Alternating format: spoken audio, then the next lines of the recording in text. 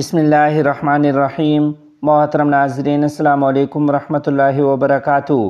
نہایت رنج و غم کے ساتھ آپ کو یہ اطلاع دی جا رہی ہے کہ امیر جمعیت علماء اسلام پنجاب حضرت مولانا سید محمود میاں صاحب انتقال فرما گئے ہیں۔ انا للہ و انا الیہ راجعون۔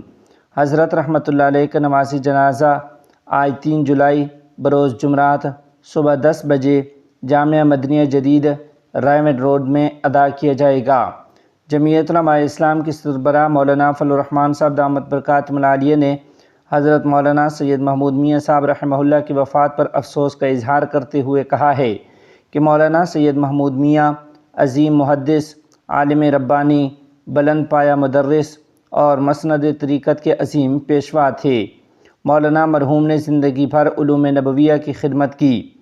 قائد جمعیت مولانا فضل الرحمان صاحب نے کہا کہ اللہ کریم حضرت مرحوم کو اپنے شایان شان جزائے خیر عطا فرمائے۔ اللہ کریم مرحوم کی خدمات جلیلہ کو شرف قبولیت عطا فرمائے۔ مولانا سید محمد میاں رحمہ اللہ کے سلسلہ و خاندان اور کارکنوں سے دلی تعزیت اور دکھ کا اظہار کرتا ہوں۔ اللہ کریم اہل خانہ کو صبر جمیل عطا فرمائے۔